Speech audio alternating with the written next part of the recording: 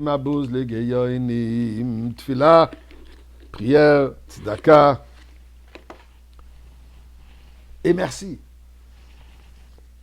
La Torah, oui, pensée de Torah, mais je commence par dire merci. Merci à quoi? Eh bien, la paracha de cette semaine, Kitavo, la Torah nous raconte la mitzvah de Bikurim. C'est quoi la mitzvah de Bikurim? En un mot, les agriculteurs d'Eretz Israël apportaient leurs premiers fruits et les présentaient au Kohen à Yerushalayim, dans une expression élaborée de gratitude envers Dieu pour la terre et ses produits. La mitzvah de Bikurim est tout simplement une mitzvah de reconnaissance et d'appréciation. Être reconnaissant pour toutes les bonnes choses que Dieu nous donne, nous fait à tous les moments. Eh bien, je voudrais partager avec vous quelque chose qu'on a vécu ce Shabbat. Shabbat dernier, au Shabbat chez nous, comme toutes les semaines, après la prière du matin, de Shabbat, donc de Shacharit, un kiddush. La communauté s'assied ensemble, partage, on discute, fabrengen, l'chaim, belle ambiance. Des fois, il y a des personnes qui vont sponsoriser le kiddush. Alors ce Shabbat, malgré le fait qu'il n'y avait pas de bar mitzvah, pas de brit milah, pas de Shabbat kala, Shabbat rassad, rien de particulier qu'on était au courant, mais une famille, eux, ils ont décidé d'offrir un grand kiddush. Après avoir mangé le plat de poisson, j'invite aux couples qui ont offert le kiddush de partager la raison. Je me tourne vers le mari et le mari dit non, moi je vais plutôt donner la parole à mon épouse.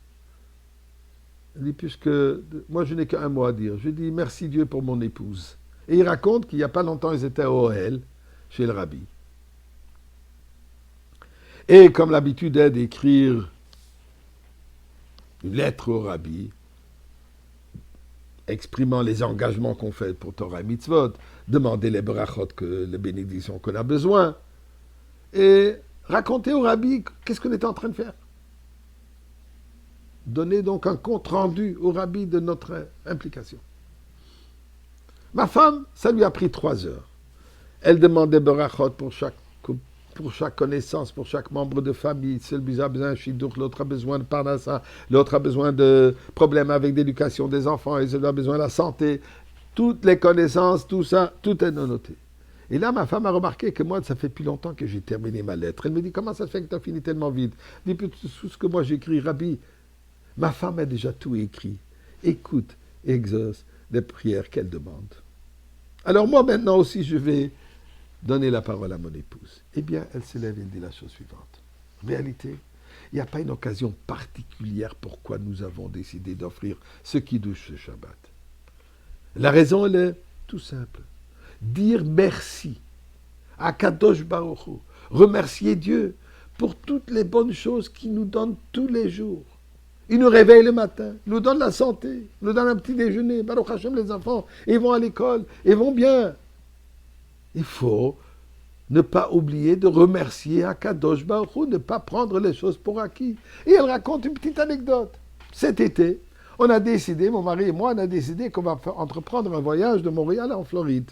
En voiture. On va prendre nos enfants, on va partir en voiture en Floride. Tout est beau, plein été, journée ensoleillée, bien chaud.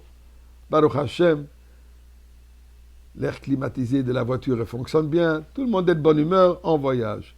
3-4 heures en route, on arrive près d'Albany. Tout à coup, la voiture tombe en panne dans un endroit pas agréable. Juste sur l'autoroute, il y a 5 voies qui viennent de tous les côtés, tombe en panne juste au milieu, pas très agréable. Panique. Après paniquer, un instant, il doit y avoir un Chabad. Alors, Chabad SOS.